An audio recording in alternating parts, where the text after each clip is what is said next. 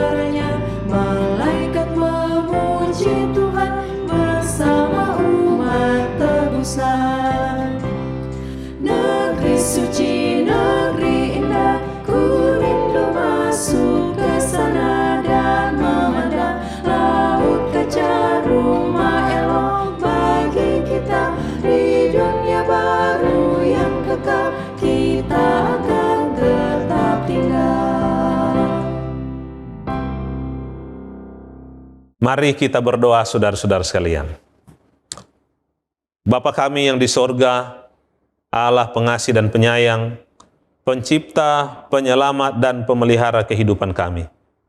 Di hari Sabat Tuhan yang suci dan kudus ini, kami datang menghampiri hadirat-Mu ya Tuhan, bersyukur untuk segala kebaikan Tuhan, kasih setia Tuhan, yang boleh kami rasakan, sehingga sampai pada hari Sabat ini, kami boleh berada dalam keadaan yang sehat, penuh sukacita, untuk boleh datang berbakti menyembah Engkau.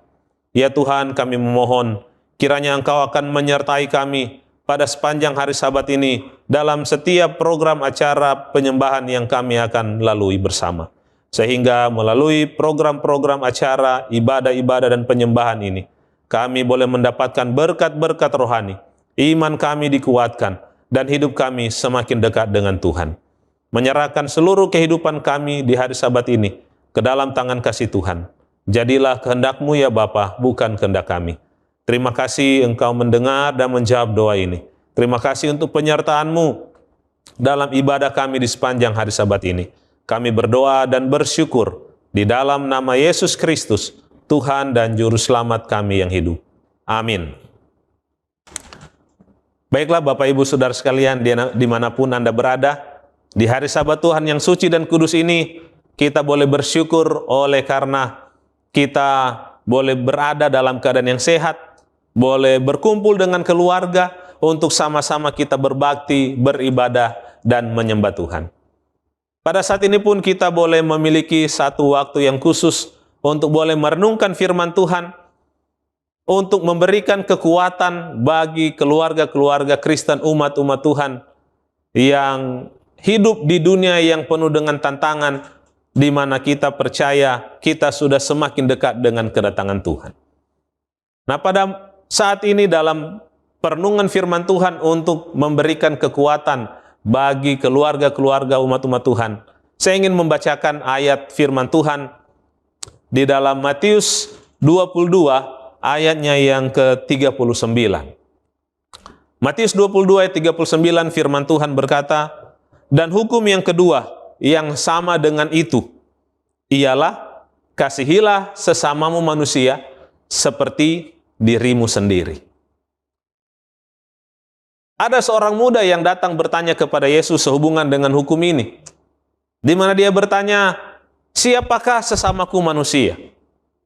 Kemudian Yesus menjawab dengan sebuah perumpamaan tentang orang Samaria yang baik hati. Kita tentunya tahu akan cerita perumpamaan ini. Namun, saudara-saudara sekalian, ada juga satu bagian di Alkitab yang boleh memberikan gambaran kepada kita tentang siapakah sesama kita manusia.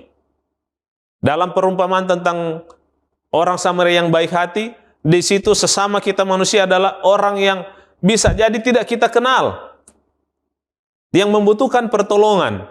Sebagai orang-orang yang percaya kepada Tuhan, yang telah menerima kasih karunia Tuhan, sudah seharusnya kita menolong sesama kita. Tetapi di dalam kitab Kejadian ada pernyataan yang menguatkan akan firman ini tentang siapakah sesama kita manusia. Apakah orang yang tidak kita kenal? Apakah tetangga kita? Atau siapa orang yang bisa dikategorikan sesama kita manusia, yang juga harus kita berikan perhatian, harus kita tunjukkan kasih kita, dan harus kita berikan yang terbaik untuk mereka.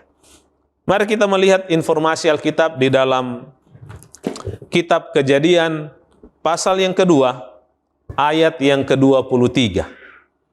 Kejadian 2 ayat 23, firman Tuhan berkata, "Lalu berkatalah manusia itu, inilah dia, tulang dari tulangku dan daging dari dagingku.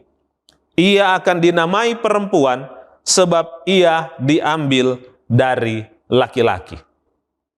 Saudara-saudara sekalian, jika kita melihat kata-kata dalam ayat ini, maka kita dapat menjawab pertanyaan, siapakah sesama kita manusia? Sesama kita manusia yang terdekat dalam kehidupan kita adalah pasangan kita. Itulah sesama kita manusia. Dalam ayat ini menceritakan tentang bagaimana Adam ketika dia bangun dan melihat sudah ada manusia yang lain di sampingnya, yang adalah Hawa. Maka dengan kegembiraan yang tidak terlukiskan, Adam berkata, "Inilah dia, daging dari dagingku, tulang dari tulangku." Dan itu berarti dialah sesama manusia. Pasangan kita, istri atau suami, adalah sesama kita manusia yang paling dekat dengan kita. Dan merekalah yang pertama-tama harus merasakan kebaikan kita. Merekalah yang harus pertama-tama merasakan kasih kita. Merekalah yang pertama-tama harus merasakan perhatian kita. Baru kemudian kita bisa membagikannya itu kepada orang-orang yang ada di sekitar kita. Ada kasus-kasus atau peristiwa-peristiwa yang terjadi di mana orang-orang dalam keluarga lebih mengutamakan orang di luar keluarga untuk menyatakan kasihnya, untuk menyatakan kebaikannya daripada orang-orang yang ada di dalam keluarganya. Bisa jadi suami lebih menunjukkan perhatiannya kepada mungkin teman-teman kerja di luar daripada istri yang ada di rumah. Ataupun sebaliknya, istri lebih menunjukkan perhatiannya kepada teman-temannya yang ada di lingkungan di mana dia tinggal daripada suami yang ada di rumahnya. Pada saat ini, saya ingin mengatakan bahwa sesama kita manusia itu adalah istri atau suami kita, pasangan kita yang ada di dekat kita. Marilah kita menunjukkan kasih kita kepada mereka. Marilah kita menjaga keharmonisan dengan sesama kita manusia, yaitu pasangan kita. Dengan demikian, kita boleh merasakan sukacita yang sejati di dalam kehidupan rumah tangga kita. Biarlah kita jadikan keluarga kita surga kecil di dunia ini dengan menunjukkan kasih sayang kita kepada pasangan kita. Sehingga dengan demikian, ketika Yesus Kristus datang pada kali yang kedua, kita bersama pasangan kita, anak-anak kita, seluruh anggota keluarga kita akan menikmati kehidupan kekal dan hidup untuk selama-lamanya di Yerusalem baru ketika Yesus datang menjemput umat-umatnya. Tentunya ini harapan kita, bahwa kita dan seisi keluarga kita akan diselamatkan bila Yesus datang pada kali yang kedua. Kiranya Tuhan memberkati keluarga kita masing-masing, kiranya berkat-berkat Tuhan melimpah-limpah dalam kehidupan kita, dan biarlah kiranya keluarga kita akan tetap setia sampai Tuhan datang pada kali yang kedua. Tuhan kiranya memberkati. Di bawah salib Yesus, aku mau berdiri. Di situ aku bebaslah dari dosa keji. Itulah rumah bagiku di padang belantara, tempat lindungan yang teduh, bebas dari susah. Di atas salib Yesus, kerap aku melihat, tergantung dan menderita, Yesus Juru Selamat. Air mataku tercurah karena ku insaflah, pedih korban kasih Yesus bagiku yang hina. Di bayang salib Yesus, ku dapat lindungan. Aku rindukan darinya sinar wajah Tuhan. Aku mau tinggalkan dunia yang tak memuaskan. Bagiku salibnya Yesus jadi kemuliaan.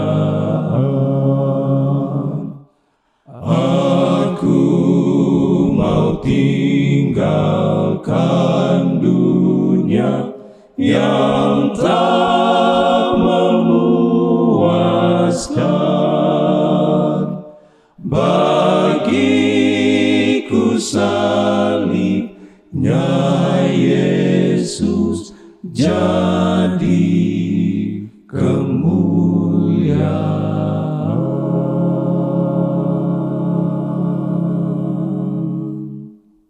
Shalom, salam sejahtera di dalam kasih Tuhan kita, Yesus Kristus. Puji Tuhan boleh kembali menyapa sahabat-sahabat sekalian yang tetap setia mengikuti program pendalaman Alkitab melalui pelajaran sekolah Sabat bersama dengan kami Cornelius Media. Kita sudah tiba di pelajaran yang ke-6 dengan tema karunia-karunia rohani. Kami tetap mengingatkan, mari bersemangat untuk mempelajari pelajaran sekolah Sabat di tempat kita masing-masing. Saya Pendeta Edward Taliwongso ditemani oleh Pendeta Felix Gosal dan Pendeta Widodo Purwanto akan kembali membahas firman Tuhan pada kesempatan ini. Sebelum kita masuk lebih dalam, mari kita tunduk kepala dan kita berdoa. Bapa Tuhan kami, Allah yang Maha Baik, terima kasih Tuhan, oleh karena kasih setiamu yang begitu melimpah dalam hidup kami. Sekarang ini kami mau mempelajari firman-Mu, bukalah hati dan pikiran kami. Di dalam nama Yesus kami sudah berdoa. Amin. Seperti biasa program kita terbagi dalam 4 bagian. Yang pertama kita akan melihat dasar Alkitabiah. Yang kedua kita mencoba menggali makna dari ayat hafalan. Yang ketiga pokok pikiran yang muncul dari pelajaran hari per hari. Dan di bagian akhir kita tiba kepada aplikasi. Mari kita lihat yang pertama, dasar Alkitabiah. 1 Korintus pasal 12. Paulus mengajarkan bahwa Roh Kudus memberikan berbagai karunia rohani kepada setiap orang percaya untuk kepentingan bersama. Karunia-Nya berbeda-beda, tetapi semua berasal dari Roh yang sama. Dan gereja itu diibaratkan sebagai satu tubuh dengan banyak anggota yang saling membutuhkan. Efesus 4 ayat 11-13. Kristus memberikan berbagai karunia pelayanan, rasul, nabi, penginjil, gembala, pengajar, semuanya ini untuk memperlengkapi orang-orang kudus untuk membangun tubuh Kristus dan membawa gereja kepada kesatuan iman, kedewasaan rohani, serta keserupaan dengan Kristus. 1 Korintus pasal 13. Kasih adalah karunia yang paling utama. Semua karunia rohani, pengetahuan, iman, maupun pengorbanan tidak berarti tanpa kasih. Kasih itu bersifat sabar, murah hati, tidak sombong, tidak mementingkan diri sendiri, dan tidak berkesudahan. 1 Petrus 4 ayat 8-11. Orang percaya dipanggil untuk saling mengasihi dengan sungguh-sungguh, melayani satu sama lain, menggunakan karunia yang telah diterima sebagai pengelola kasih karunia Allah. Semua pelayanan harus dilakukan untuk memuliakan Allah melalui Yesus Kristus. 1 Korintus 14 ayat 27. Dalam penggunaan karunia bahasa roh di dalam ibadah, Paulus menekankan keteraturan. Hanya 2 atau 3 orang yang berbicara secara bergantian dan harus ada penafsir. Amos 3 ayat 7, Allah tidak bertindak tanpa terlebih dahulu menyatakan rencananya kepada para nabi. Dan nubuat merupakan salah satu cara Allah menyatakan kehendaknya kepada umatnya. Sekarang kita melihat pengertian judul karunia-karunia rohani. Pertanyaan yang pertama, apa itu karunia rohani? Nah, karunia rohani adalah kemampuan khusus yang diberikan Roh Kudus kepada setiap orang percaya untuk melayani Tuhan dan membangun jemaat. Karunia itu berasal dari Allah, bukan hasil usaha manusia. Dan ini dipakai untuk kemuliaan Kristus, juga untuk pertumbuhan gereja. Itu ada di 1 Korintus 12 ayat 4-11 dan juga Efesus 4 ayat 11-13. Kemudian kita bertanya, apa perbedaan antara talenta dan karunia rohani? Talenta adalah kemampuan alami yang dimiliki seseorang sejak lahir atau dikembangkan melalui latihan. Misalnya musik, kepemimpinan, mengajar, dan lain-lain. Sementara karunia rohani adalah pemberian Roh Kudus kepada orang percaya untuk pelayanan rohani. Talenta dapat dimiliki oleh siapa saja, tetapi karunia rohani diberikan Allah bagi pembangunan tubuh Kristus. Talenta juga dapat dipakai Tuhan ketika diserahkan kepadanya. Apa tujuan Allah memberikan karunia rohani? Allah memberikan karunia rohani sedikitnya untuk 4 alasan. Yang pertama, untuk membangun dan menguatkan gereja, Efesus 4 ayat 12.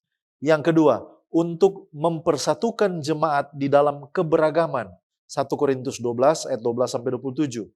Yang ketiga, untuk melayani sesama dalam kasih, 1 Korintus 13, 1 Petrus 4 ayat 10.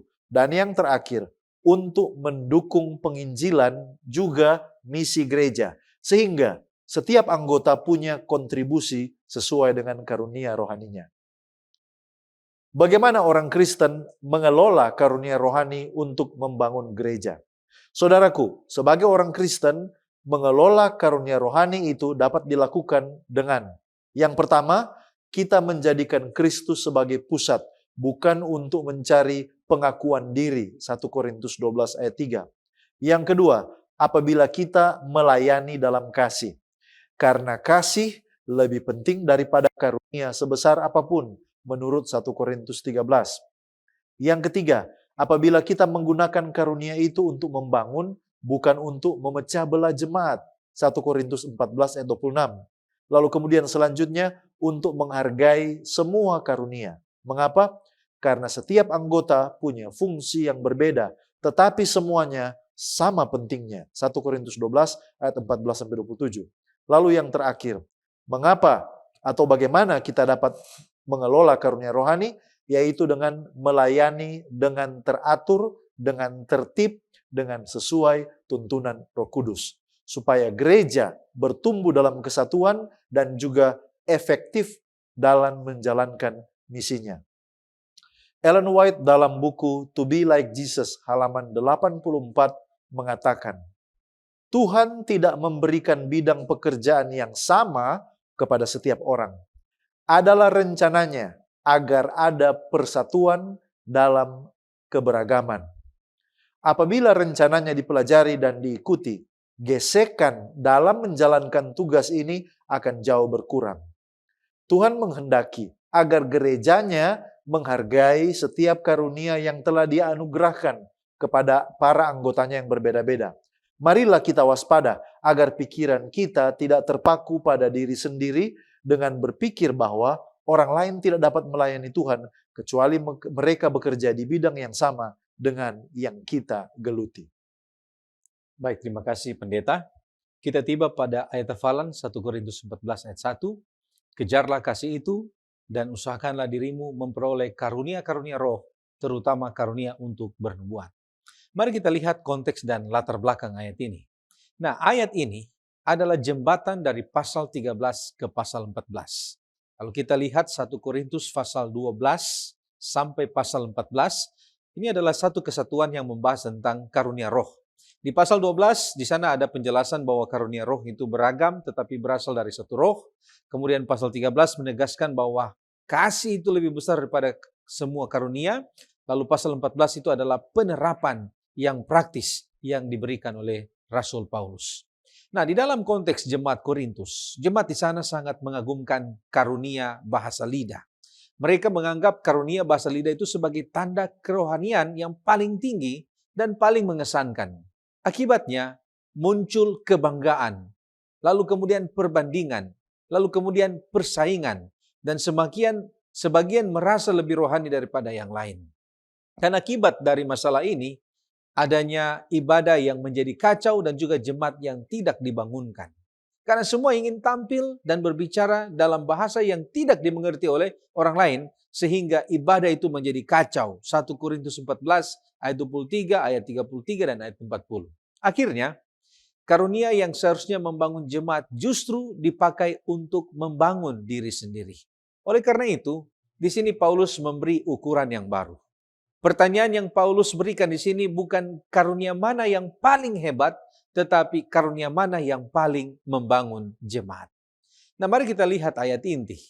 Nah, apa pengertian mengapa harus mengejar kasih? Kasih seperti apa yang perlu dikejar? Dan apa pengertian usahakan dirimu memperoleh karunia-karunia roh? Dan apa yang dimaksudkan Paulus dengan karunia untuk bernubuat? Nah, mari kita lihat yang pertama. Nah, kata yang muncul di dalam ayat ini adalah agape, atau kasih yang muncul di dalam ayat ini datang dari kata agape, yaitu kasih yang berkorban dan mencari kebaikan orang lain, bukan sekedar perasaan. Nah, kasih ini memiliki definisi di dalam 1 Korintus 13 ayat 4-5, yaitu sabar, murah hati, tidak sombong, tidak mencari keuntungan diri sendiri. Dan sumber dari kasih ini adalah Kristus, yaitu disalib, dan ini dikerjakan oleh Roh Kudus di dalam hati kita, Galatia pasal 5 ayat 22. Nah, mungkin kita bertanya, mengapa kita harus mengejar kasih ini? Nah, kata mengejar di sini berarti ada usaha yang aktif, usaha yang terus-menerus, dan usaha yang sungguh-sungguh. Kata Yunani dari usaha di sini adalah diokete.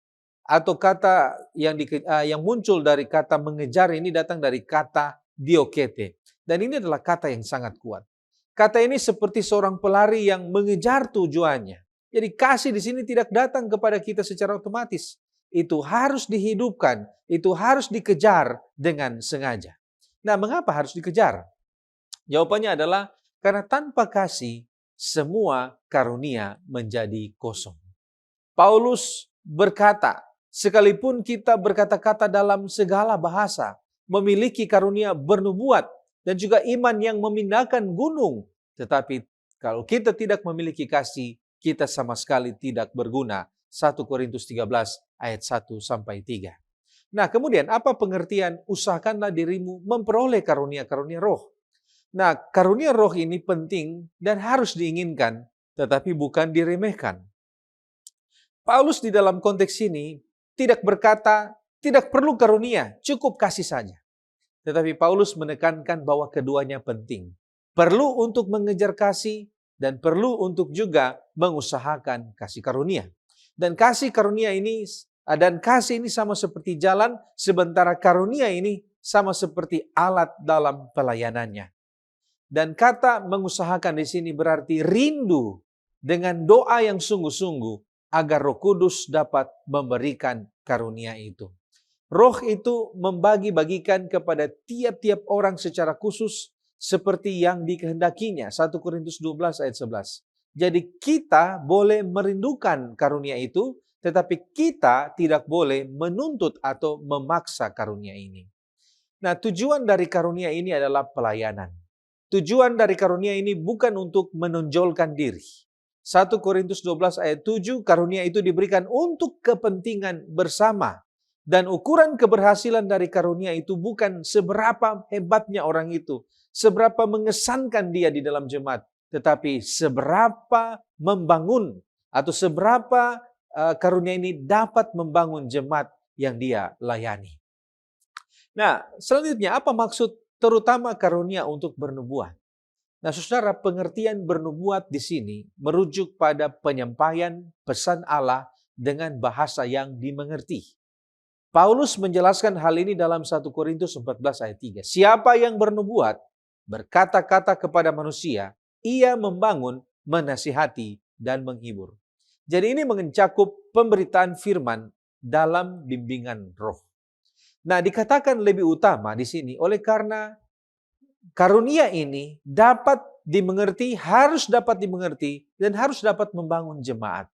1 Korintus 14 ayat 4 mengatakan, siapa yang berkata-kata dengan bahasa roh, ia membangun dirinya sendiri, tetapi siapa yang bernubuat, ia membangun jemaat. Dan disinilah ukuran yang Paulus berikan kepada jemaat di Korintus. Ini yang membangun banyak orang harus diutamakan daripada yang membangun atau menyenangkan diri sendiri. Dan kata-kata ini sebenarnya adalah teguran langsung terhadap jemaat Korintus.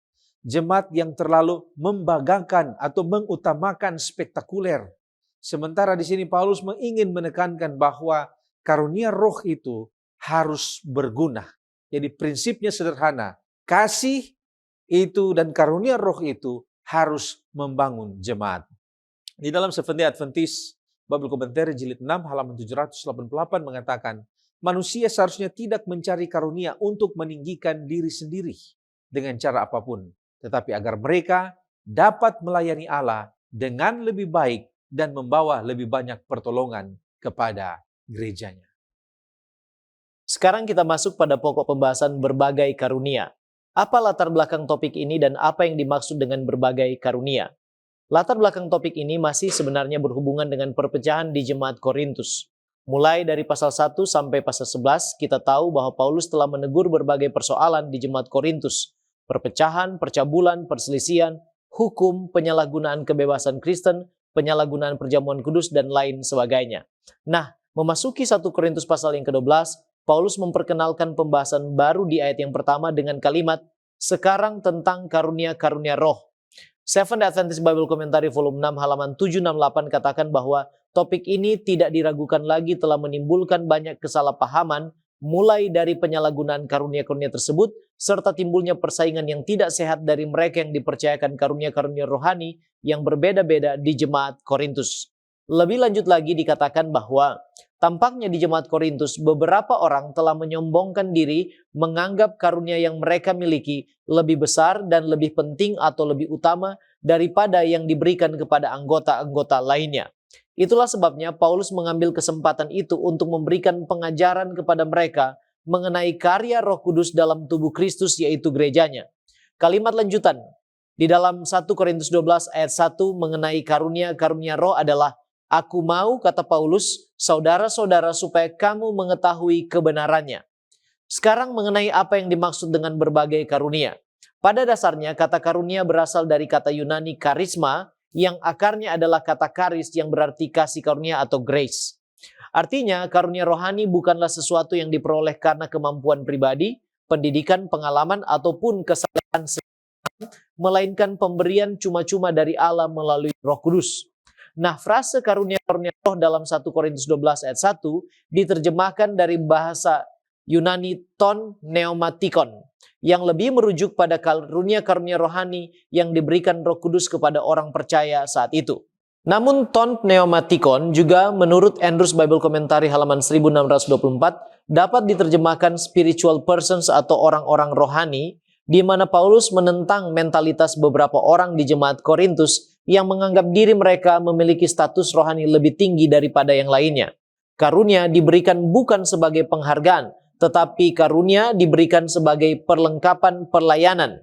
Karena itu tidak seorang pun boleh menyombongkan diri karena karunia yang dimilikinya. Sebab itu adalah pemberian Allah melalui karya Roh Kudus. Nah, berbagai karunia artinya Roh Kudus memberikan kemampuan rohani yang berbeda-beda kepada setiap orang percaya. Tidak semua orang memiliki karunia yang sama. 1 Korintus 12 ayat 4. Ada rupa-rupa karunia tetapi satu roh. Ayat 11. Tetapi semuanya ini dikerjakan oleh Roh yang satu dan yang sama, yang memberikan karunia kepada tiap-tiap orang secara khusus seperti yang dikehendakinya. Kalau begitu, apa saja karunia-karunia roh itu dan apa fungsi serta maksud Allah memberikannya? Karunia-karunia roh sesuai yang dirincikan dalam 1 Korintus 12 ayat 8-10 dan juga Roma 12 ayat 6-8, dengan juga mengandung artinya singkat dari Seventh-day Adventist Bible Commentary volume 6 halaman 771, yaitu yang pertama, karunia berkata-kata dengan hikmat, yaitu hidup bijaksana dan mampu menyampaikan hikmat Allah untuk pembangunan tubuh jemaat. Yang kedua, karunia berkata-kata dengan pengetahuan. Dalam kaitannya dengan Injil, ini adalah kemampuan yang dianugerahkan Roh Kudus untuk memahami kebenaran rohani dan menyusunnya secara teratur guna disampaikan kepada orang lain. Yang ketiga, karunia iman. Iman yang dimaksud di sini bukanlah iman yang dimiliki oleh semua orang Kristen. Ini adalah jenis iman yang istimewa yang memungkinkan pemegangnya melakukan perbuatan-perbuatan luar biasa bagi Allah. Yang berikutnya, karunia menyembuhkan. Dan selanjutnya, karunia mengadakan mujizat. Lantas ada karunia bernubuat. Inilah kuasa untuk berbicara dengan otoritas nama Allah, baik dengan meramalkan peristiwa masa depan maupun dengan menyatakan kehendak Allah untuk masa kini. Kemudian ada karunia membedakan bermacam-macam roh. Nah, ini merupakan kesanggupan dari Roh Kudus untuk membedakan antara ilham ilahi dan juga ilham palsu, untuk membedakan antara pengajar dan orang Kristen yang sejati dengan yang palsu, serta mampu membedakan mana mujizat yang datangnya dari Allah dan mana yang palsu yang datangnya dari si jahat atau setan, untuk tujuan penipuan atau penyesatan. Kemudian ada karunia berbahasa roh, karunia menafsirkan bahasa roh, karunia melayani, yaitu kesanggupan untuk melayani kebutuhan orang lain dengan penuh sukacita. Kemudian ada karunia untuk mengajar, ada karunia untuk menasihati, karunia untuk membagi-bagikan sesuatu atau memberi, kemudian karunia memimpin, serta karunia untuk menunjukkan atau menyatakan kemurahan. Nah, berbagai karunia ini diberikan untuk fungsi dan maksud yang Allah sendiri maksudkan. 1 Korintus 12 ayat yang ke-7 katakan, tetapi kepada tiap-tiap orang dikaruniakan penyataan roh untuk kepentingan bersama. Jadi maksud Allah dalam pemberian berbagai karunia roh adalah untuk kepentingan bersama, yaitu untuk membangun dan memperlengkapi tubuh Kristus, yaitu gerejanya. Efesus 4 ayat 11-15.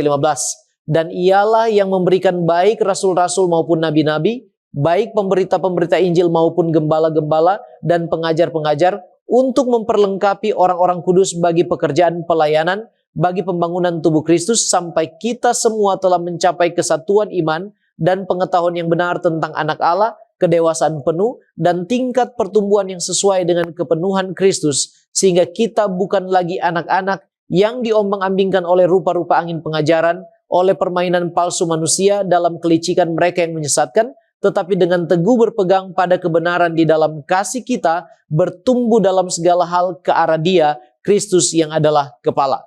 Sederhananya, tujuan pemberian karunia-karunia roh ini adalah untuk pelayanan yang biasa kita sebut diakonia, yang berhubungan dengan perbuatan atau pekerjaan energema dari gereja, mempersatukan gereja serta menyatakan kuasa dan kekayaan kasih karunia Allah demi kemuliaannya sendiri.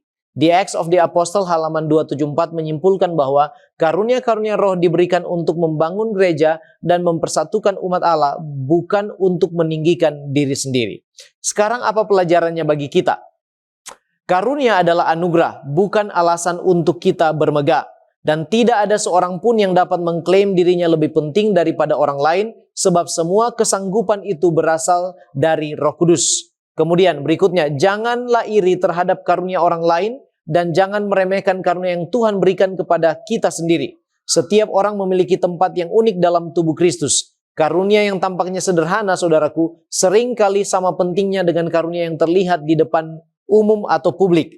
Kemudian kita perlu gunakan untuk membangun, bukan untuk bersaing, serta meninggikan diri sendiri. Dan mari kita bersatu untuk hidup dan melayani bersama sesuai dengan karunia-karunia rohani yang dianugerahkan Allah, saling melengkapi dalam pekerjaan Tuhan untuk membawa kemuliaan bagi namanya sendiri.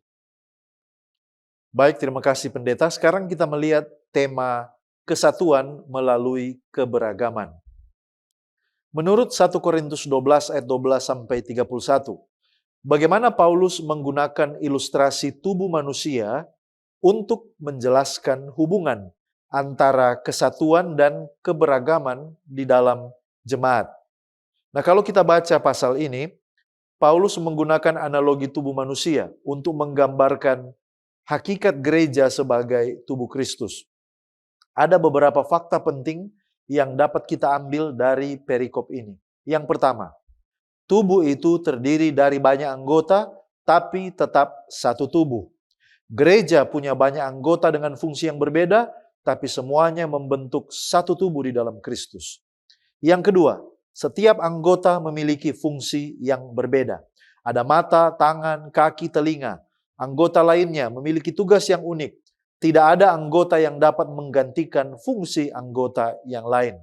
Yang ketiga, semua anggota saling membutuhkan. Jadi mata tidak dapat berkata kepada tangan bahwa ia tidak membutuhkannya. Anggota yang tampaknya lemah justru sangat diperlukan. Dan pelajaran yang keempat, Allah sendiri yang menempatkan setiap anggota sesuai dengan kehendaknya. Jadi karunia itu bukan hasil pilihan manusia, melainkan pemberian Allah demi kepentingan bersama.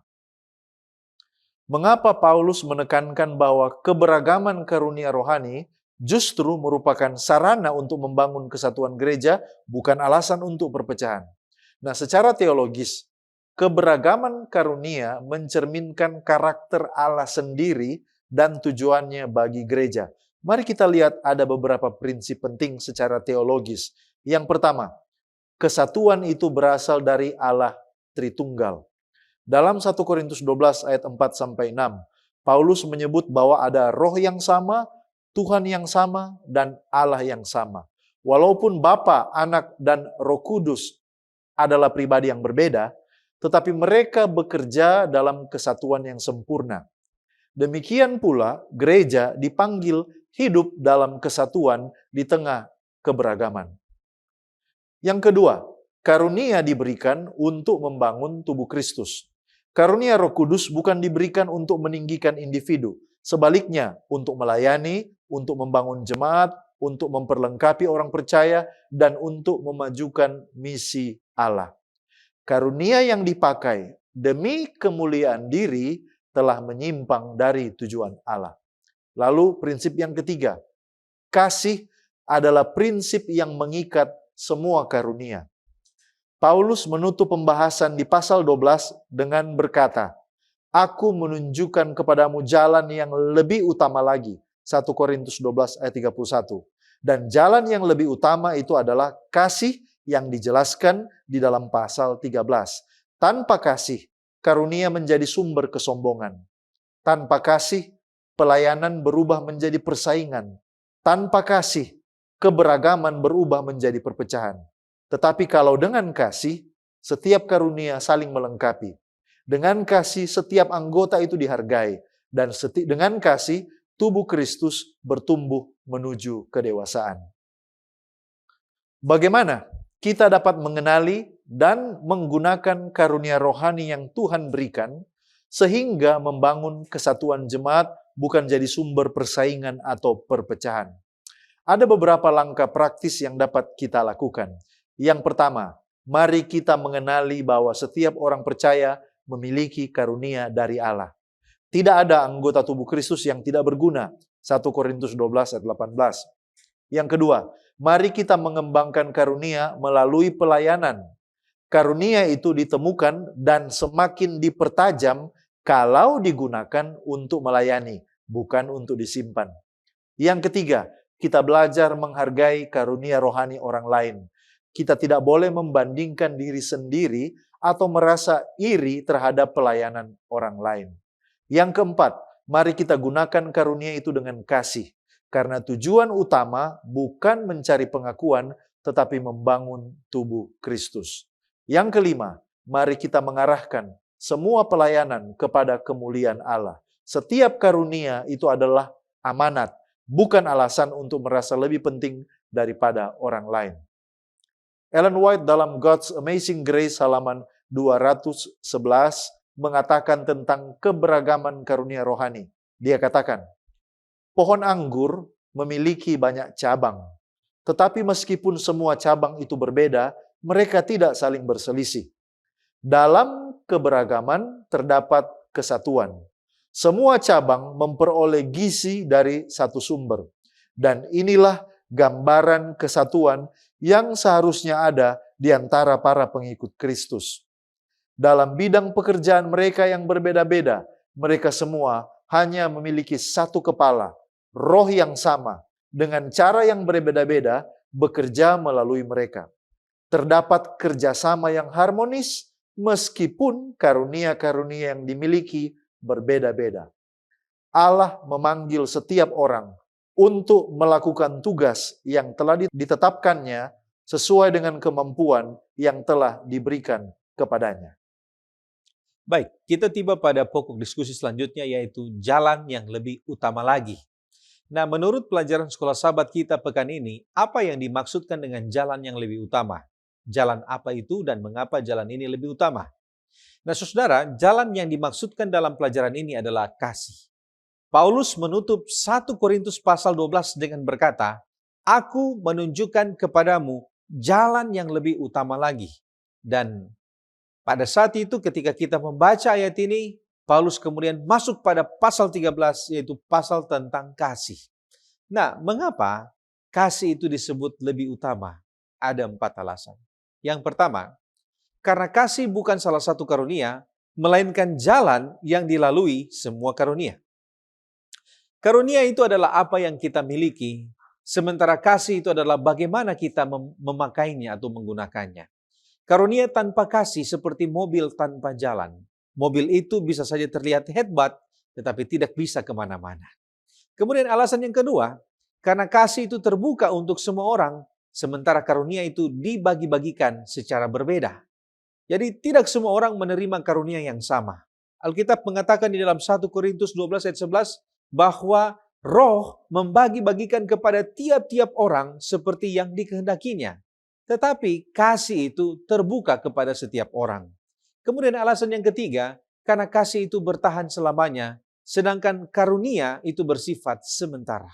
1 Korintus 13 ayat 8 dan 13, nubuat akan berakhir, bahasa roh akan berhenti, pengetahuan akan lenyap, tetapi yang paling besar diantaranya ialah kasih. Jadi karunia itu adalah alat untuk masa sekarang, pelayanan sekarang, sementara kasih itu adalah karakter yang akan kita bawa sampai pada kekekalan. Kemudian alasan yang keempat, karena kasih adalah karakter Allah itu sendiri. 1 Yohanes 4 ayat 8. Allah adalah kasih. Maka dengan sendirinya ketika kita mengatakan bahwa jika kita mengejar kasih, berarti artinya kita semakin berusaha untuk serupa dengan Allah. Dan itulah tujuan tertinggi dari kehidupan orang Kristen. Di dalam buku Sons and Daughters of God halaman 49, Roh Nubuat mengatakan kasih yang murni sederhana dalam cara kerjanya dan terpisah dari setiap asas tindakan yang lain. Bila dicampur dengan motif duniawi dan kepentingan diri, ia tidak murni lagi. Allah lebih memperhatikan dengan berapa banyak kasih kita bekerja daripada berapa banyak yang kita kerjakan. Nah, saudaraku, di dalam 1 Korintus 13 ada 15 daftar sifat. Ada 7 hal yang dilakukan oleh kasih, 8 hal yang tidak dilakukan kasih dari 15 daftar sifat ini. Nah, muncul pertanyaan, bagaimana agar 15 sifat ini yang dituliskan di dalam 1 Korintus 13 ini tidak menjadi legalisme di dalam jemaat? Nah, ada beberapa hal yang harus kita ketahui. Yang pertama, kita perlu menggunakan 5 sifat ini sebagai cermin, bukan sebagai daftar checklist. Jika kita menggunakan 15 daftar ini sebagai cerminan, maka kita akan melihat kekurangan diri kita sendiri dan kita belajar untuk lebih baik lagi dari Yesus Kristus. Tetapi jika 15 daftar sifat ini dijadikan checklist, maka kita akan melihat orang lain dan akan menjadi orang yang legalistik. Kemudian yang kedua, orang yang legalis ini berusaha untuk menghasilkan kasih untuk memperoleh perkenanan Allah. Tetapi kita telah menerima perkenanan Allah lebih dahulu, lalu kasih tumbuh seperti atau sebagai buah. Jadi di sini kita dapat mengerti bahwa ranting itu tidak berjuang menghasilkan buah. Dia hanya perlu tinggal pada pokok anggur. Seperti penjelasan Yesus di dalam Yohanes pasal 15 ayat 4 sampai 5. Kemudian yang ketiga, legalisme itu sibuk mengukur diri sendiri dan juga mengukur orang lain. Tetapi kasih sejati itu sibuk memperhatikan kebutuhan orang lain. Oleh karena itu, jika daftar 15 sifat ini membuat kita makin menghakimi, maka kita salah dalam menggunakan daftar ini. Roh Nubuat di dalam Testimonies for the Church jilid 5 halaman 123 sampai 124 mengatakan, kasih adalah suatu asas yang aktif. Ia senantiasa menempatkan kebaikan orang lain di hadapan kita. Kasih tidak mencari keuntungannya sendiri.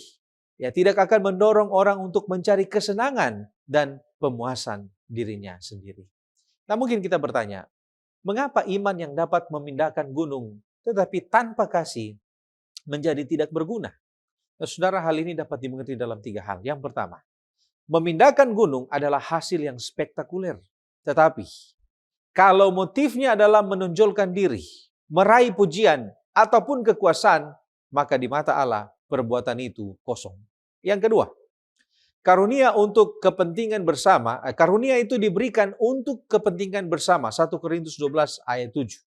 Dan jika digunakan untuk kepentingan diri sendiri, maka itu tidak berguna. Kemudian yang ketiga, tanpa kasih, mujizat yang dilihat bisa gagal menyatakan karakter Allah.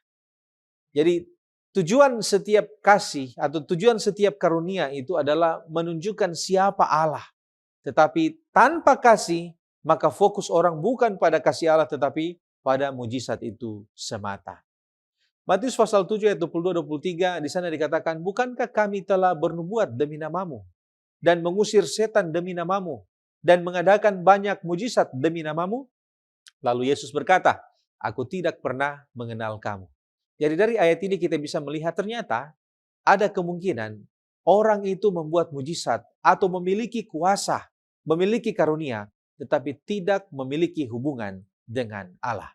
Di dalam The Acts of the Apostle halaman 318 sampai 319, di sana Roh Nubuat mengatakan, sekalipun ia memiliki iman yang besar dan berkuasa mengadakan mujizat, tanpa kasih imannya tidak berguna.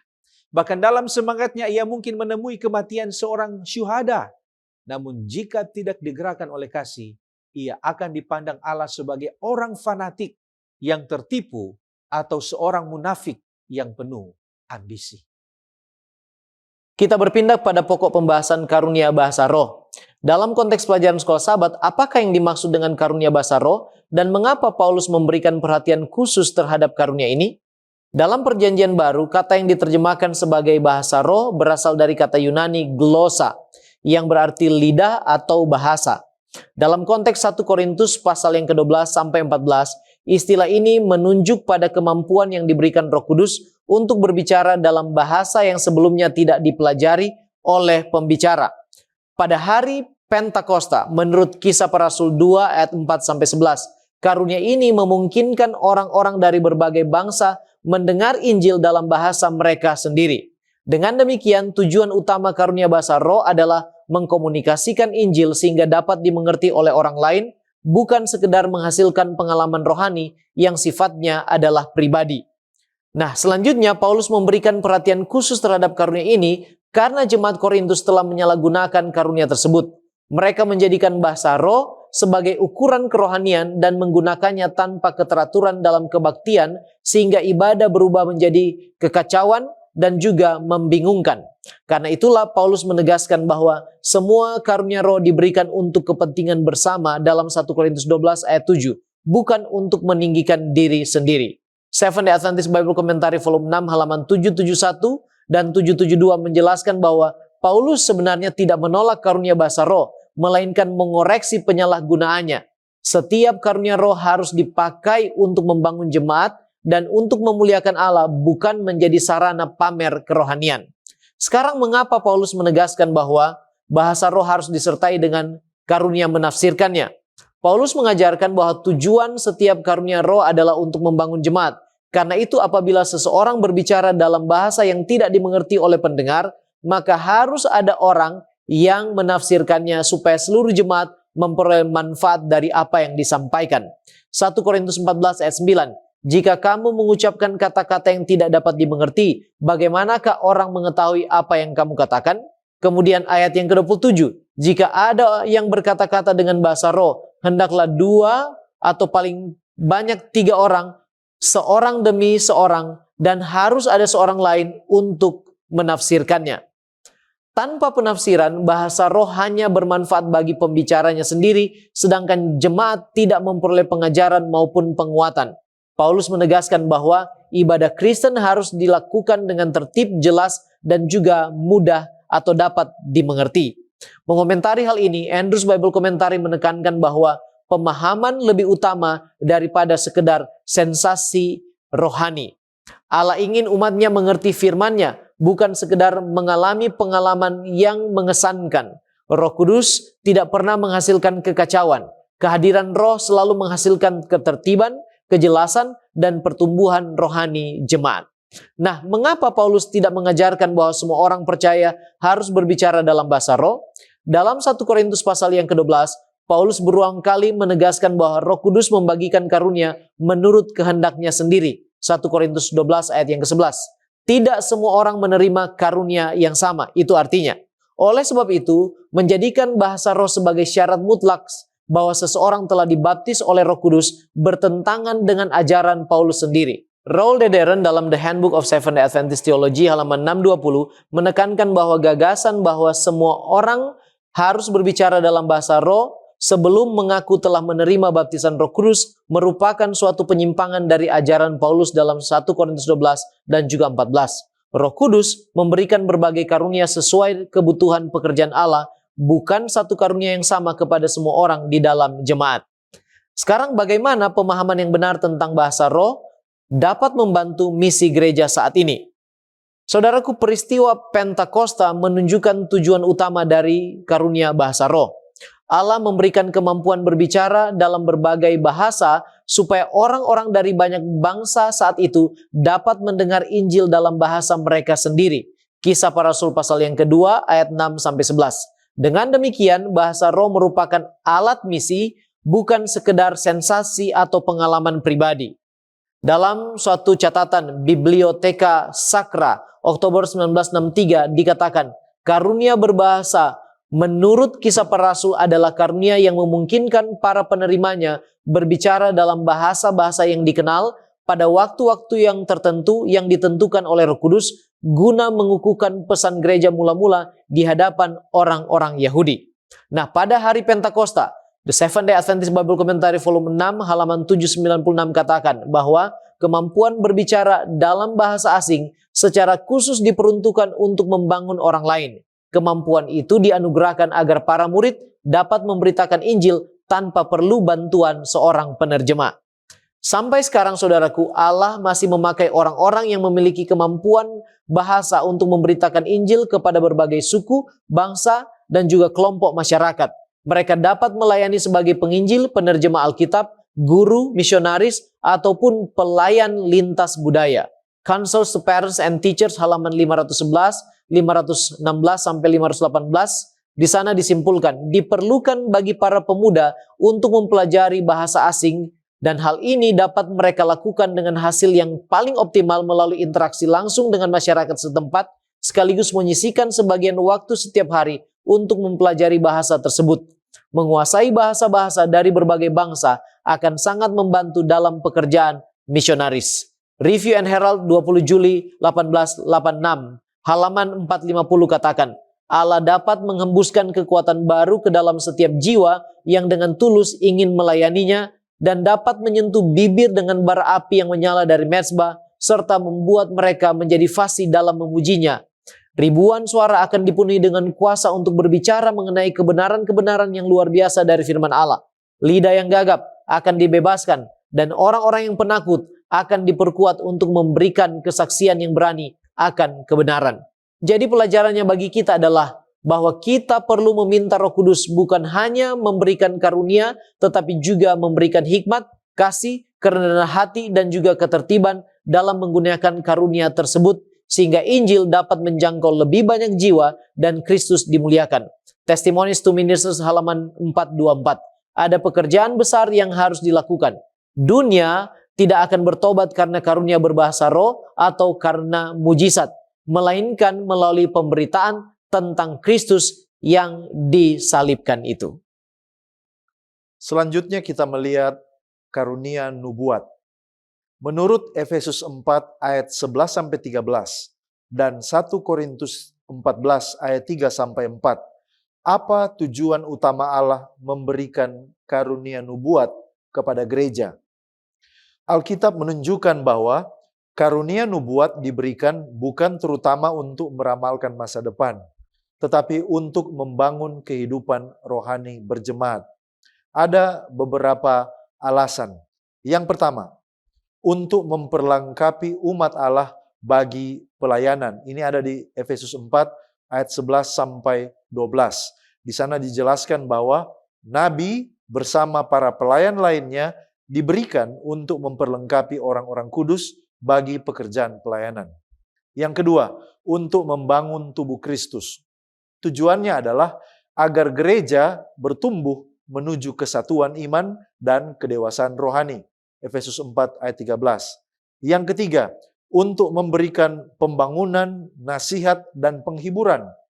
Kalau kita baca di ayat 1 Korintus 4 ayat 3, menyatakan bahwa nubuat itu bertujuan membangun, edification, menasihati, exhortation, dan menghibur, comfort, bagi jemaat Kristus.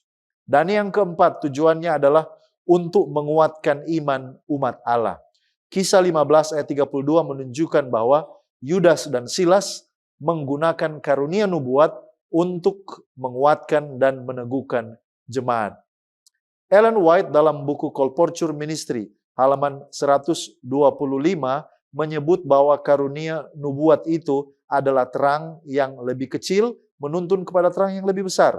Di sana dia katakan, oleh karena sedikit perhatian diberikan kepada Alkitab dan Tuhan telah memberikan terang yang lebih kecil atau lesser light untuk memimpin pria dan wanita menuju terang yang lebih besar. Jadi karunia roh nubuat bukan untuk menggantikan Alkitab, tetapi untuk menguatkan dan mengajak umat untuk kembali kepada terang yang lebih besar, yaitu Alkitab.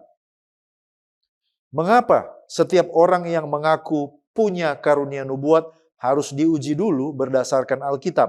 Dan apa prinsip-prinsip pengujiannya? Saudaraku, Alkitab mengajarkan bahwa karunia nubuat tetap ada sampai akhir zaman. Tetapi semua yang mengaku harus diuji supaya gereja tidak disesatkan. Mengapa? Oleh karena ada beberapa alasan. Yang pertama, oleh karena akan muncul nabi-nabi palsu. Yesus telah memperingatkan bahwa nabi palsu akan muncul. Matius 7 ayat 15. Dan Yohanes juga memerintahkan agar setiap roh itu selayaknya diuji dulu. 1 Yohanes 4 ayat 1. Yang kedua, mengapa harus diuji? Oleh karena Alkitab itu tetap menjadi standar yang tertinggi. Seorang nabi sejati harus memenuhi beberapa kriteria Alkitabiah. Yang pertama, nubuatnya terbukti benar. Ulangan 18 ayat 22, Yeremia 28 ayat 89. Yang kedua, ajarannya itu harus selaras dengan firman Allah, baik perjanjian lama maupun perjanjian baru. Ulangan 13 ayat 1-3, Yesaya 8 ayat 20. Kriteria yang ketiga, mengakui Yesus Kristus sebagai Tuhan dan Juru Selamat. 1 Yohanes 4 ayat 2-3. Dan yang keempat, memiliki buah kehidupan yang mencerminkan karakter Kristus. Matius 7 ayat 15-20. Lalu kemudian apa tujuan akhirnya dari karunia ini? Tujuan akhirnya adalah untuk meninggikan Kristus, bukan meninggikan manusia. Jadi, nubuat sejati selalu tunduk pada otoritas kitab suci, berpusat pada Kristus, menghasilkan buah yang baik, dan membangun gereja Allah. Bagaimanakah orang percaya dapat menghargai karunia nubuat, tetapi pada saat yang sama, tetap berpegang teguh pada Alkitab sebagai standar tertinggi iman dan kehidupan? Nah, sikap yang benar terhadap karunia nubuat adalah menggabungkan keterbukaan terhadap pimpinan Roh Kudus, tapi juga setia kepada firman Allah. Ada beberapa penerapannya. Yang pertama, kita harus menjadikan Alkitab sebagai otoritas yang tertinggi. Semua ajaran, semua pengalaman harus diuji berdasarkan kitab suci. Yang kedua, kita harus menghargai karunia-karunia yang Allah berikan kepada gereja. Jangan meremehkan nubuat, tetapi uji segala sesuatu. 1 Tesalonika 5 ayat 19-21. Yang ketiga, berfokus pada Kristus, bukan pada pribadi manusia tertentu. Karunia nubuat yang benar selalu mengarahkan perhatian kepada Yesus, kepada Injil, kepada Alkitab, bukan kepada popularitas seorang nabi. Dan yang keempat, membiarkan pesan Allah itu mengubah kehidupan kita. Nubuat bukan sekedar informasi, tapi panggilan pertobatan. Ellen White dalam buku Christian Education halaman 118, alinea yang kedua, menekankan tentang supremasi dari kitab suci. Dia katakan, Alkitab adalah satu-satunya aturan iman dan doktrin, dan tidak ada yang lebih efektif untuk mengasah pikiran dan memperkuat akal budi daripada mempelajari firman Allah. Baik, kita tiba pada pendalaman. Apakah ada karunia yang besar dan ada karunia yang kecil? Nah, saudara, semua karunia itu berasal dari satu roh yang sama. Diberikan oleh Tuhan yang sama dan dikerjakan oleh Allah yang sama. Nah, karena pemberinya adalah orang yang sama atau pribadi yang sama, maka tidak ada karunia kelas 1 atau kelas 2. Jadi nilai sebuah karunia itu tidak ditentukan oleh seberapa mengesankan penampilannya, melainkan oleh siapa yang memberikannya. Kemudian, di dalam 1 Korintus pasal 12 ayat 22-24, di sana Paulus berkata bahwa anggota-anggota tubuh yang nampaknya paling lemah justru yang paling dibutuhkan. Dan anggota yang kurang terhormat kita berikan penghormatan khusus. Jadi di sini kita dapat melihat bahwa Allah sengaja membalikkan cara pandang dunia. Yang tersembunyi justru yang lebih penting, kadang-kadang lebih penting. Ya. Dan yang ketiga, Paulus berkata kepada jemaat Korintus untuk mengutamakan nubuat di atas bahasa lidah, 1 Korintus 14 ayat 5. Tetapi perhatikan, di sini Paulus mendorong untuk memiliki karunia ini bukan karena karunia ini lebih hebat, melainkan karena ini lebih membangun jemaat dalam konteks jemaat Korintus. Jadi dalam konteks jemaat tertentu, ada karunia yang lebih mendesak, tetapi bukan berarti karunia itu lebih besar daripada karunia yang lain. Kemudian yang berikut, sama seperti tubuh, ada mata, ada hati, dan masing-masing memiliki fungsi yang berbeda, tapi tidak ada yang lebih rendah. Kita tidak bisa mengatakan bahwa satu ini lebih penting daripada yang lainnya. Jadi itu juga sama seperti karunia yang dimiliki oleh jemaat. Dia bisa beda dalam fungsi, tetapi sama di dalam nilai. Dan yang terakhir, ukuran akhir seseorang itu menerima karunia bukan pada besarnya karunia yang dia terima, tetapi seberapa setia dia dalam menggunakan karunia itu. Di dalam The Advent Review and Sabbath Herald 12 April 1906, di sana dikatakan, jangan ada orang yang merendahkan karunia-karunia yang dianggap lebih kecil. Biarlah semua bekerja. Jangan ada yang melipat tangan dalam ketidakpercayaan karena ia berpikir bahwa ia tidak dapat melakukan pekerjaan besar. Berhentilah memandang diri sendiri. Pandanglah pada pemimpinmu, yaitu Yesus. Dalam hal kerelaan hati, ketulusan, dan kasih, lakukan apa yang dapat kamu lakukan. Nah, kalau begitu, bagaimana caranya agar gereja atau jemaat bisa menjadi tempat di mana semua karunia itu dapat dihargai dan digunakan? Ada beberapa langkah praktis. Yang pertama, jemaat itu perlu diajar bahwa gereja bukan panggung bakat atau panggung pertunjukan bakat. Jemaat itu perlu diajar jika semua itu adalah bagian penting yang diperlukan di dalam tubuh Kristus, yaitu gereja. Jadi selama jemaat berpikir bahwa pelayanan itu hanya tugas khusus dari pendeta dan majelis, maka bisa dipastikan sebagian karunia rohani yang ada di dalam jemaat itu pasti akan tetap terpendam. Kemudian yang kedua, banyak orang yang melipat tangan bukan karena malas, melainkan karena tidak tahu apa yang dapat mereka kerjakan. Nah, oleh karena itu jemaat perlu mengadakan tes karunia roh, agar semua anggota dapat mengetahui karunia masing-masing, sehingga mereka dapat dilatih untuk melayani pada karunia-karunia yang mereka miliki atau pada bidang-bidang yang sesuai dengan karunia mereka. Kemudian yang ketiga, jika seseorang melihat atau memiliki karunia mendoakan orang, maka berilah dia tanggung jawab atau tugas sebagai pelayan doa. Nah, jika seseorang berkarunia menulis, berilah dia tanggung jawab seperti orang yang membuat atau menyediakan buletin atau media jemaat. Jadi penting kita untuk menempatkan orang itu sesuai dengan karunia dia di dalam jemaat itu. Nah, pengetahuan tanpa kesempatan itu tidak akan membawa kemajuan. Kemudian yang keempat, yang membersihkan gereja, menyiapkan makanan pada hari Sabat, menjaga anak-anak, atau bahkan mereka yang mengunjungi orang sakit itu jarang mendapatkan penghargaan di dalam jemaat. Tapi kita harus ingat bahwa semua anggota itu penting. Semua anggota tubuh itu penting. Setiap karunia roh itu penting. Oleh karena itu, setiap karunia perlu mendapatkan penghormatan. 1 Korintus 12 ayat 24. Dan yang kelima, bangun budaya kerjasama, bukan persaingan.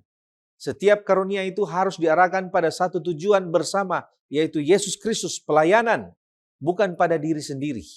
Dan yang terakhir, jadikan kasih sebagai prinsip utama dalam jemaat. Bangun suasana kasih dalam jemaat. Karunia itu hanya akan bertumbuh subur di tanah yang penuh dengan kasih. Di jemaat yang gemar mencari kesalahan, orang takut mencoba. Di jemaat yang penuh dengan kasih, orang berani melayani sekalipun belum sempurna. Di dalam buku The Upward Look, halaman 141, di sana dikatakan kita masing-masing membutuhkan bantuan yang bisa kita terima dari pikiran orang lain. Tuhan akan bekerja dalam pikiran orang lain selain pikiran kita. Akan selalu ada rintangan di hadapan kita, tetapi kita harus mengikuti pemimpin kita dan menghadapi kesulitan-kesulitan kita secara bersama-sama. Saudaraku, sebagai penutup dan aplikasi dari apa yang kita pelajari dan diskusikan bersama, mengapa karunia-karunia rohani diberikan kepada gereja? Karunia-karunia rohani bukan diberikan untuk meninggikan seseorang di dalam gereja, melainkan untuk membangun keseluruhan tubuh Kristus, yaitu jemaatnya. Paulus menegaskan bahwa kepada tiap-tiap orang dikaruniai penyataan roh untuk kepentingan bersama. Tidak ada karunia yang lebih penting daripada yang lain, karena semuanya berasal dari roh yang sama dan memiliki tujuan yang sama, yaitu membangun gereja. Nah, Allah sengaja memberikan karunia yang berbeda-beda supaya setiap orang saling membutuhkan dan tidak ada seorang pun yang dapat berkata, "Aku tidak memerlukan engkau." Perbedaan bukanlah ancaman bagi persatuan, tetapi justru, saudaraku, menjadi sarana Allah menyatakan kesempurnaan tubuh Kristus. The Acts of the Apostle halaman 317 menegaskan bahwa karunia-karunia rohani tidak diberikan untuk meninggikan diri penerimanya, tetapi untuk memperlengkapi umat Allah bagi pelayanan dan membangun tubuh Kristus. Sekarang bagaimana kita dapat menggunakan karunia rohani dengan cara yang benar? Paulus menempatkan 1 Korintus pasal 13, pasal tentang kasih, tepat di tengah pembahasan mengenai karunia-karunia roh. Hal ini menunjukkan bahwa kasih bukan sekedar salah satu karunia, tetapi dasar bagi penggunaan semua karunia-karunia rohani tersebut. Tanpa kasih, karunia sebesar apapun tidak akan memiliki nilai di hadapan Allah. Itulah sebabnya buah roh ialah kasih dalam Galatia pasal 5 ayat 22 dan 23.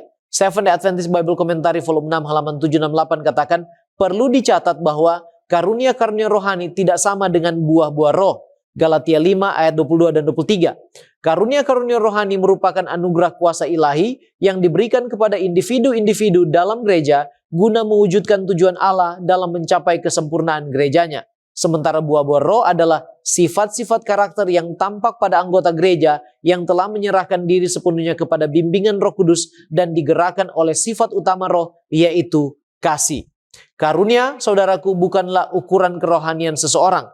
Yang menjadi ukuran kedewasaan rohani adalah apakah karunia itu dipakai untuk melayani dengan rendah hati, membangun orang lain, dan memuliakan Kristus. Dalam setiap pelayanan yang kita lakukan, kita perlu bertanya, apakah pelayanan ini memuliakan Kristus? Apakah pelayanan ini membangun jemaat? Apakah pelayanan ini dilakukan atas dasar motif kasih?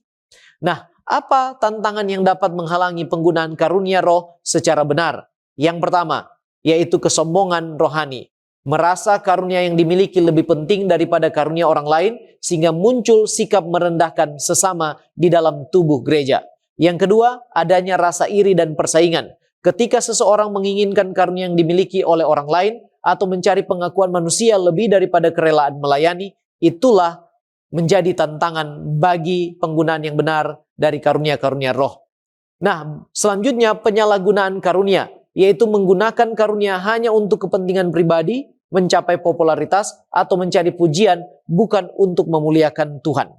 Yang selanjutnya kurangnya kasih, sehingga pelayanan berubah menjadi perlombaan siapa yang paling hebat, bukan bekerja sama sebagai satu tubuh di dalam gereja. Kemudian mengabaikan kebenaran firman Tuhan. Padahal semua karunia itu harus diuji dan dijalankan sesuai dengan prinsip firman Allah. Menurut 1 Korintus 14 ayat yang ke-29. Pena Inspirasi katakan dalam buku Desire of Ages halaman 219 bahwa ketika disalahgunakan untuk kepentingan diri sendiri, semakin besar karunia itu, semakin besar pula kutukannya. Yang dihargai Tuhan ialah nilai moral. Kasih dan kemurnian adalah sifat-sifat yang paling dihargai oleh Allah. Setiap orang percaya, saudaraku, yang sungguh-sungguh rindu melayani Allah, telah menerima karunia dari Roh Kudus untuk dipakai melayani, bukan untuk disimpan atau dibanggakan diri sendiri. Ketika Roh Kudus memenuhi kehidupan orang percaya, karunia-karunia tidak lagi menjadi alasan untuk bermegah, melainkan menjadi alat bagi Allah untuk memperkuat gereja, memenangkan jiwa, dan menyatakan karakter Kristus kepada dunia. Kiranya saudaraku, Roh Kudus akan menolong kita mengenali karunia yang telah Tuhan percayakan kepada masing-masing kita, dan biarlah setiap karunia itu digunakan dengan kerendahan hati, dipimpin oleh kasih, dan diarahkan hanya untuk kemuliaan Allah. Dengan demikian, gereja kita akan bertumbuh dalam kesatuan, kedewasaan rohani, dan juga kuasa pelayanan, sehingga menjadi terang bagi dunia dan mempersiapkan banyak orang menyambut kedatangan Yesus yang kedua kali. Mari kita tunduk kepala dan berdoa. Terpujilah nama-Mu ya Tuhan Allah kami. Terima kasih, Engkau begitu baik dalam kehidupan kami. Saat ini Engkau memberi kami kesempatan untuk kembali belajar dari firman-Mu. Kami memerlukan kuasa Roh Kudus-Mu Tuhan, untuk mengurapi kami, supaya menuntun kami kepada pengertian yang benar akan kehendak-Mu, dan menolong kami untuk mempraktekkan pelajaran yang telah kami pelajari ini di dalam kehidupan kami, mengikut Engkau, dan juga dalam kehidupan kami berjemaat.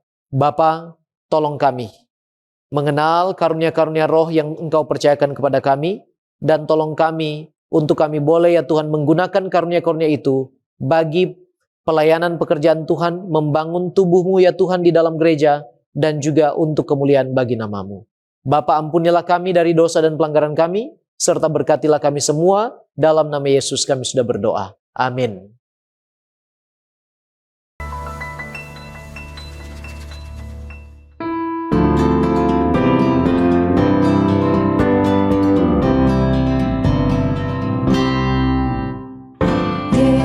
Yesus terindah, Raja alam semesta, anak Allah dan manusia.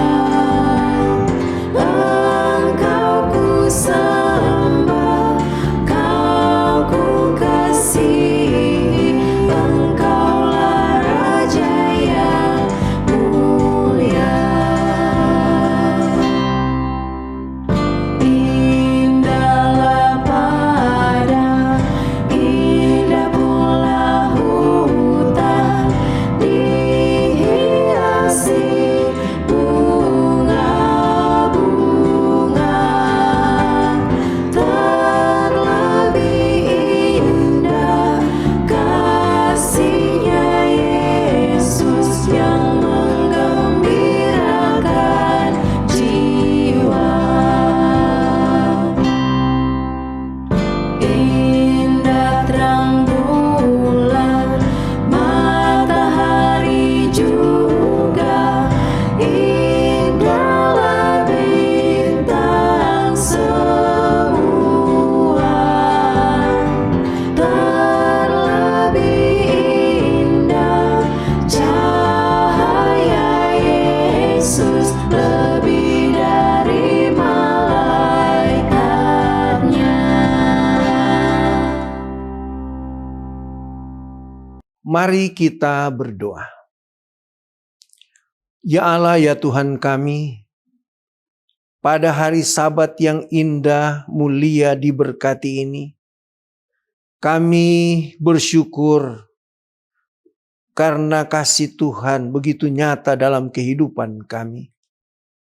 Saat ini kami datang memuji Engkau karena hanya Engkau yang layak dipuji. Kami datang memuliakan Engkau, meninggikan Engkau. Ya Allah, ya Tuhan kami, ampunilah dosa-dosa kami. Kami banyak kekurangan, kami banyak pelanggaran, banyak dosa yang kami buat, menyakiti hati sesama, menyakiti hati Tuhan. Ampunilah kami semua. Terimalah kami sebagaimana kami ada. Sempurnakan kehidupan kami. Berdoa secara khusus, hamba Tuhan yang akan mengutarakan firman-Mu, kiranya urapan kuasa Roh Kudus akan menjadi bagiannya, dan kiranya firman yang dia akan bawakan dapat menjadi berkat kepada semua anak-anak Tuhan yang beribadah bersama pada saat ini. Urapi pikirannya Tuhan, urapi lidahnya, kata-katanya, biarlah dia dapat berkata-kata hanya untuk kemuliaan bagi nama Tuhan. Mendoakan semua sahabat-sahabat umat Tuhan yang beribadah bersama saat ini. Kiranya berkat-berkat indah Sabat akan melimpah di dalam kehidupan mereka. Ketika mendengarkan firman-Mu, iman mereka, iman kami semua semakin bertambah dan semakin kuat di dalam Tuhan. Mendoakan anak-anak Tuhan yang saat ini bergumul karena kesehatan, bergumul karena pekerjaan, bergumul karena pendidikan, bergumul untuk menemukan pasangan hidup yang sesuai. Ya Allah, ya Tuhan kami, Engkau mengetahui apa yang terbaik. Kiranya Engkau akan selalu datang menjadi jalan keluar bagi semua permasalahan hidup, pergumulan hidup yang kami hadapi hari lepas hari. Terima kasih karena Engkau mau bersama dengan kami di dalam ibadah Sabat ini. Ampunkan setiap salah dan dosa kami yang begitu banyak Bapa. Dan sertai kami hari ini. Di dalam nama Tuhan Yesus kami sudah berdoa. Amin.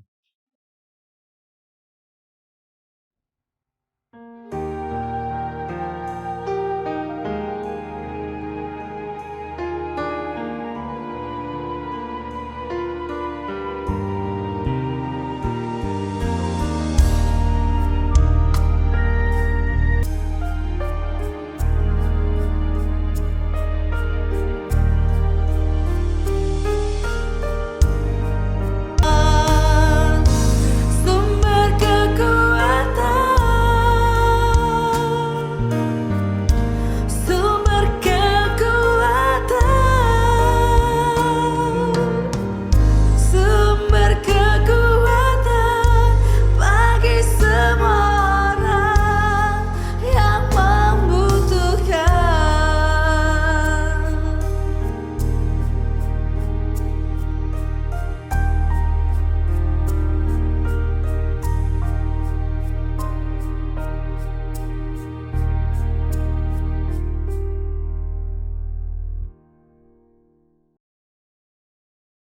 Shalom, selamat pagi dan selamat hari Sabat, saudara di mana saja Anda berada. Kesempatan yang istimewa kita bisa bertemu lagi pagi hari ini untuk bersama mempelajari firman Tuhan yang kiranya dapat memberikan kekuatan bagi kita dalam menjalani kehidupan kita di dunia ini. Sebelum kita mempelajari firman Tuhan di pagi Sabat Tuhan yang suci ini, mari kita tunduk kepala sejenak, kita berdoa. Bapa di sorga, kami bersyukur kepadamu, Engkau Allah yang mengasihi kami, yang selalu memberikan kami kesempatan yang terbaik untuk mendengarkan firman. Tuntun kami ya Tuhan, agar firman Tuhan yang akan kami pelajari di pagi ini akan menjadi sumber kekuatan iman bagi kami untuk tetap setia, bahkan tahu apa yang harus kami lakukan untuk diselamatkan. Berbicaralah melalui hamba-Mu, siapkan umat-umat-Mu yang mendengarnya di Sabat ini. Di dalam nama Yesus kami sudah berdoa. Amin. Pernahkah kita berpikir bahwa seorang yang menghabiskan hampir seluruh hidupnya dalam dosa dapat diselamatkan hanya beberapa jam sebelum kematiannya? Saudaraku, kisah pencuri di kayu salib adalah salah satu kisah paling mengharukan dalam Alkitab. Di tengah penderitaan, darah, penghinaan, dan kematian, muncul sebuah kisah tentang kasih karunia yang luar biasa. Ketika semua orang melihat seorang penjahat yang tidak layak diselamatkan, Yesus melihat jiwa seorang yang bertobat dan layak untuk menerima keselamatan. Hari ini, kita akan belajar 3 pelajaran penting dari pencuri di kayu salib, yang kiranya dapat menjadi pegangan iman bagi kita untuk bagaimana mendapatkan keselamatan di dalam Yesus. Pelajaran yang pertama, tidak ada orang yang terlalu berdosa untuk diselamatkan. Ketika Yesus disalibkan, ada 2 penjahat di sebelah kanan dan di sebelah kirinya.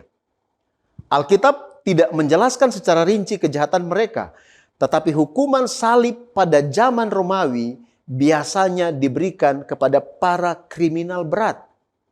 Dan secara manusiawi dan secara manusia, pencuri ini tidak memiliki masa depan. Dia kehilangan kebebasan, dia kehilangan reputasi, dia kehilangan hidupnya. Namun yang lebih parah adalah dia kehilangan harapan. Tapi justru ketika seluruh dunia menutup pintu baginya, surga membuka pintu keselamatan. Saudaraku, Yesus tidak bertanya, "Sudah berapa lama engkau berdosa? Berapa banyak kejahatan yang telah engkau lakukan? Apakah engkau pantas untuk diselamatkan?" Kasih karunia tidak diberikan karena seseorang layak menerimanya, tapi karena Kristus layak memberikan kepadanya. Rasul Paulus menuliskan di dalam Roma pasal 5 ayat 20, bahwa di mana dosa bertambah banyak, di sana kasih karunia menjadi berlimpah-limpah. Mungkin ada orang yang merasa dosanya terlalu besar. Mungkin ada orang yang merasa sudah terlalu jauh meninggalkan Tuhan. Kisah pencuri di kayu salib berkata, tidak ada dosa yang lebih besar daripada kasih karunia Kristus. Seorang anak kecil menjatuhkan vas bunga kesayangan ibunya hingga pecah berkeping-keping. Dia takut pulang karena merasa ibunya tidak akan mengampuninya. Namun, ketika dia pulang sambil menangis dan mengakui kesalahannya, sang ibu memeluknya. Pecahan vas itu tidak bisa diperbaiki, tetapi hubungan mereka dipulihkan. Demikian pula Tuhan. Masa lalu kita mungkin penuh dengan pecahan, tetapi kasih-Nya sanggup memulihkan hubungan kita dengannya. Pelajaran yang kedua, keselamatan datang melalui iman, bukan melalui perbuatan. Saudaraku yang dikasihi Tuhan, pencuri di kayu salib itu tidak sempat dibaptis. Tidak sempat mengembalikan hasil curiannya. Tidak sempat berbuat satu kebajikan. Bahkan tidak sempat mungkin hadir di gereja atau dalam kegiatan ibadah. Dia bahkan tidak bisa turun dari salib untuk melakukan sesuatu perbuatan baik sekalipun. Dan satu-satunya yang dia miliki adalah iman. Ketika dia berkata kepada Yesus, Yesus, ingatlah akan aku apabila engkau datang sebagai raja. Sebagaimana yang dituliskan dalam Lukas 23 ayat 42. Saudaraku, lihatlah betapa besarnya, betapa luar biasanya iman itu. Pada saat semua orang melihat Yesus sebagai seorang yang kalah, pencuri itu melihat Yesus sebagai seorang raja. Pada saat para murid melarikan diri, pencuri itu percaya kepada Kristus. Dan pada saat mahkota duri ada di atas kepala Yesus, pencuri itu melihat mahkota kemuliaan. Iman sejati melihat melampaui keadaan saat ini. Dan keselamatan selalu datang melalui iman kepada Kristus. Efesus pasal 2 ayat 8 berkata, sebab karena kasih karunia kamu diselamatkan oleh iman. Kita tidak diselamatkan karena kita baik. Kita diselamatkan karena Yesus baik. Kita tidak diselamatkan karena apa yang kita lakukan. Kita diselamatkan oleh apa yang Kristus telah lakukan di kayu salib. Ellen White menuliskan dalam buku The Desire of Ages, pencuri yang sekarat itu menyerahkan dirinya kepada Kristus. Dalam Yesus yang dipermalukan, dicemooh dan tergantung di kayu salib, dia melihat anak Allah. Harapannya berpegang pada juru selamat yang sedang mati itu sebagai satu-satunya harapannya. Saudaraku yang dikasihi Tuhan, betapa indahnya gambaran ini. Semua harapan manusia hilang, tetapi dia menemukan harapannya di dalam Kristus. Pelajaran yang ketiga, jangan pernah menunda pertobatan. Ada banyak orang yang menggunakan kisah pencuri di kayu salib ini untuk berkata, nanti saja bertobat menjelang kematian. Namun mereka lupa satu hal. Dari dua pencuri yang disalibkan bersama Yesus, yang satu bertobat, yang satu tidak bertobat. Yang satu diselamatkan dan yang satunya lagi binasa. Seorang pernah berkata seperti ini. Ada satu pencuri yang diselamatkan pada saat terakhir supaya tidak ada orang yang putus asa. Tetapi hanya ada satu supaya tidak ada orang yang menunda. Saudaraku, tidak ada seorang pun yang tahu kapan kesempatan terakhir itu datang kepadanya. Hari ini, ketika kita mendengarkan suara Tuhan, hari ini kita diberikan kesempatan untuk bertobat. Belum tentu besok kita memiliki kesempatan itu. Ada satu kisah di mana seorang pria yang terus berkata bahwa pada suatu hari dia akan memperbaiki hubungannya dengan ayahnya. Tetapi waktu berlalu dia selalu berusaha untuk menunda kesempatan itu. Sampai suatu hari, teleponnya berdering dan dia mendengarkan kabar bahwa ayahnya meninggal dunia. Kesempatan yang ia kira selalu ada, ternyata sudah berakhir. Kesempatan yang dia selalu tunda untuk memperbaiki hubungannya dengan ayahnya, sekarang tidak ada lagi. Begitu pula dengan keselamatan. Kesempatan yang tersedia hari ini tidak boleh dianggap pasti tersedia pada besok hari.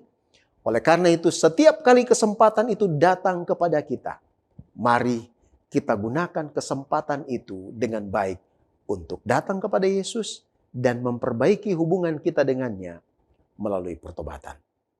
Pelajaran yang keempat, Yesus menyelamatkan sampai akhir. Saat tergantung di salib, Yesus menanggung dosa dunia ini.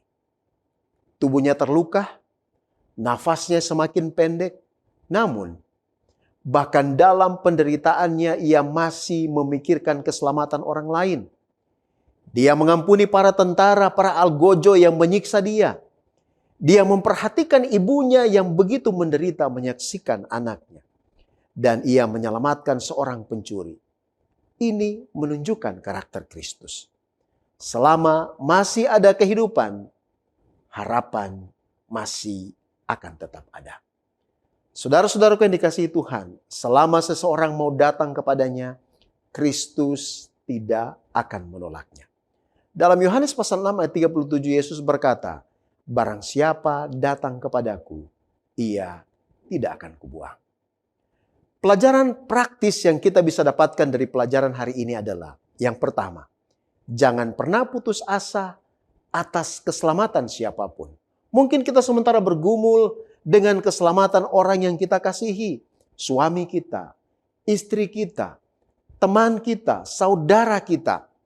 Ya, tidak pernah ada, jangan pernah putus asa atas keselamatan orang-orang yang kita kasihi. Tetaplah berdoa untuk keselamatan mereka. Mungkin ada anak, pasangan atau sahabat kita yang belum bertobat, jangan pernah kecewa. Tetap berdoa untuk mereka. Karena jika seorang pencuri dapat diselamatkan pada jam terakhir hidupnya, Tuhan juga dapat menjangkau dan menyelamatkan mereka. Yang kedua, datanglah kepada Yesus apa adanya.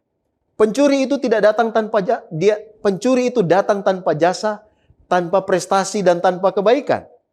Dia hanya datang dengan iman. Demikian juga kita. Jika kita mau memperbaiki hubungan kita dengan Tuhan, datanglah kepadanya sebagaimana engkau ada. Dan yang ketiga, jangan menunda pertobatanmu. Karena hari ini adalah hari keselamatan. Tuhan memanggil kita sekarang, saat ini, bila mana Dia memberikan kesempatan kepada kita. Jangan lalaikan kesempatan itu. Saudaraku, di Kalvari terdapat 3 salib.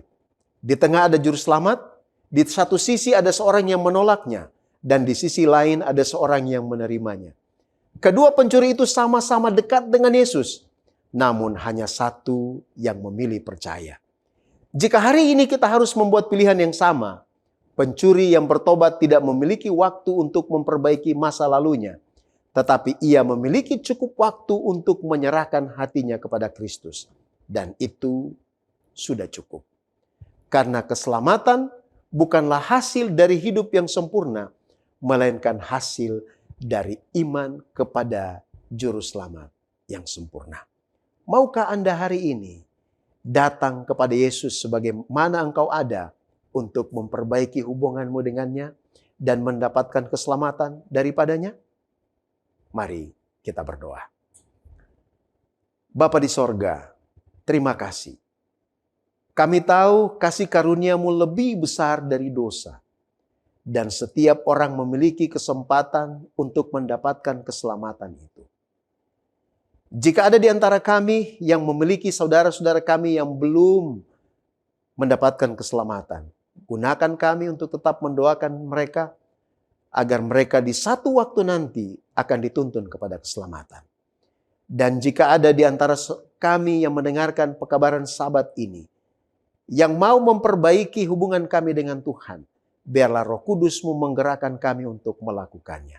Dan tolong kami ya Tuhan, agar kesempatan yang Kau berikan pada saat ini, kami akan gunakan dengan baik untuk dapat diselamatkan saat Engkau datang pada kali yang kedua. Terima kasih Bapa di sorga, berkatilah kami di Sabat ini. Di dalam nama Yesus Kristus kami berdoa. Amin.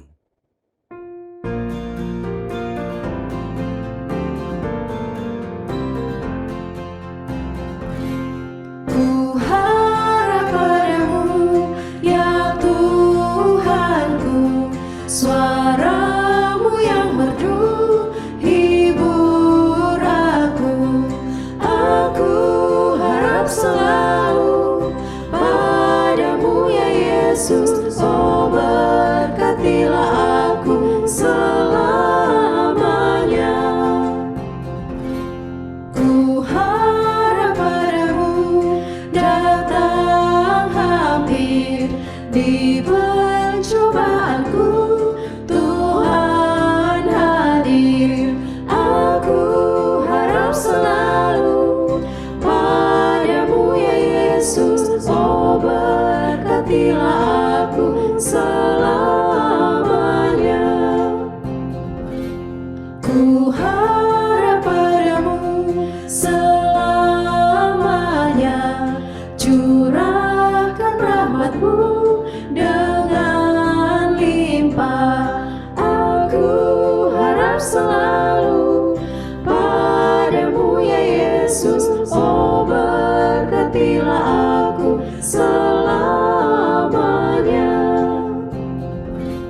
Ku harap padamu dan percaya, ya Tuhan janji-Mu genapilah. Aku harap selalu padamu ya Yesus, oh berkatilah aku selamanya.